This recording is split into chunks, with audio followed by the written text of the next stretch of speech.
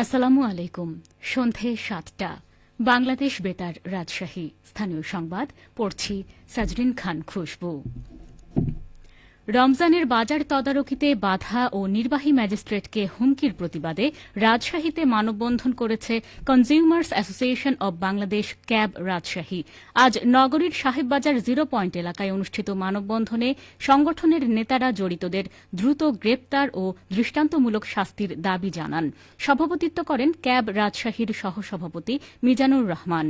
বক্তারা বলেন, রমজানে নিত্যপণ্যের দাম নিয়ন্ত্রণে বাজার মনিটরিং অত্যন্ত গুরুত্বপূর্ণ।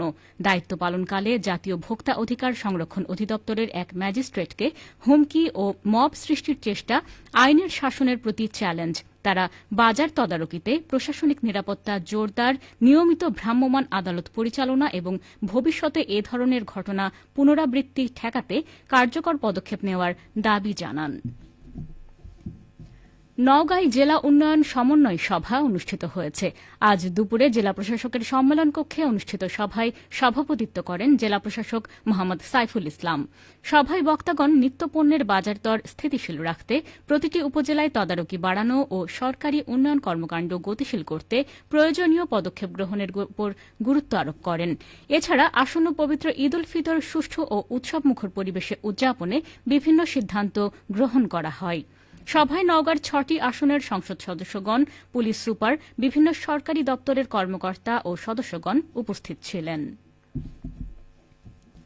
বগুড়ার শাহজাহানপুর উপজেলায় অস্বাস্থ্যকর পরিবেশে সেমাই উৎপাদনের দায়ে একটি প্রতিষ্ঠানকে ৬০,০০০ টাকা জরিমানা করা হয়েছে।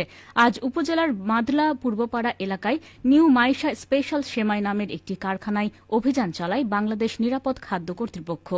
ভ্রাম্যমাণ আদালতে নেতৃত্ব দেন বগুড়া জেলা প্রশাসনের সহকারী কমিশনার ভূমি ও নির্বাহী ম্যাজিস্ট্রেট মোহাম্মদ আজাদ হোসেন।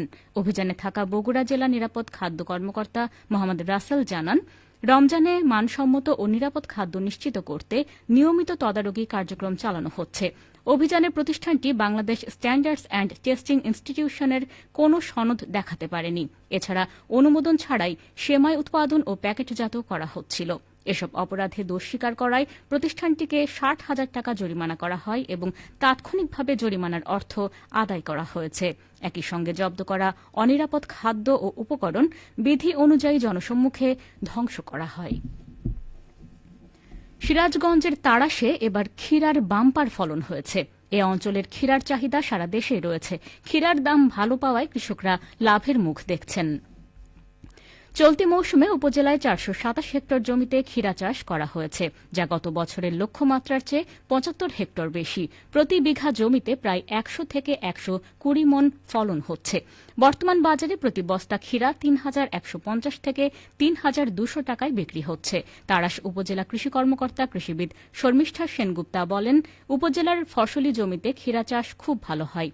কৃষি অফিসের লোকজন সার্বক্ষণিক কৃষকদের ক্ষীরা চাষে উৎসাহ ও পরামর্শ দিয়ে সহযোগিতা করে আসছেন। ক্ষীরা চাষে কৃষকরা অন্যান্য কৃষিদ্রব্যের তুলনায় লাভবান হচ্ছেন। খেলার খবর ক্রিকেট।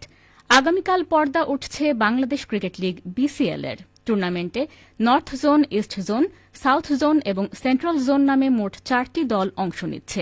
আগামীকাল সকাল 9টায় সাউথ ও সেন্ট্রাল জোনের মধ্যকার ম্যাচ অনুষ্ঠিত হবে রাজশাহী বিভাগীয় স্টেডিয়ামে এবং নর্থ ও ইস্ট জোনের মধ্যকার ম্যাচ একই সময় অনুষ্ঠিত হবে বগুড়ায় অবস্থিত শহীদ চান্দু স্টেডিয়ামে। এরপর ২৬শে ফেব্রুয়ারি সকাল 9টায় রাজশাহীতে নর্থ ও সাউথ জোনের এবং বগুড়ায় ইস্ট ও সেন্ট্রাল জোনের মধ্যে ম্যাচ অনুষ্ঠিত হবে। ২৮শে ফেব্রুয়ারি সকাল 9টায় রাজশাহীতে নর্থ ও সেন্ট্রাল জোনের এবং বগুড়ায় ইস্ট ও সাউথ জোনের মধ্যে ম্যাচ অনুষ্ঠিত হবে। ৩রা মার্চ দুপুর ২:৩০টায় ঢাকায় অবস্থিত শেরেবাংলা ন্যাশনাল ক্রিকেট স্টেডিয়ামে অনুষ্ঠিত ফাইনাল ম্যাচের মধ্য দিয়ে পর্দা নামবে ১২তম বিসিএল এর। একটি বিজ্ঞপ্তি। পবিত্র রমজান মাস উপলক্ষে বরেন্দ্র গবেষণা জাদুঘর ও জাদুঘর গ্রন্থাগারের সকল শাখার সময়সূচিতে পরিবর্তন আনা হয়েছে। নতুন সময়সূচি অনুযায়ী জাদুঘর শনিবার হতে বুধবার পর্যন্ত সকাল 10টা হতে বিকেল 3:30 পর্যন্ত খোলা থাকবে। শুক্রবার সকাল 10টা হতে বিকেল 3:30 পর্যন্ত খোলা থাকবে, তবে 1টা হতে 2টা পর্যন্ত জুম্মার নামাজের বিরতি থাকবে এবং বৃহস্পতিবার সাপ্তাহিক ছুটি থাকবে। সবশেষে আবহাওয়া। আজ রাজশাহীতে সর্বোচ্চ তাপমাত্রা ছিল 30.8 ডিগ্রি এবং সর্বনিম্ন 16.3 ডিগ্রি সেলসিয়াস।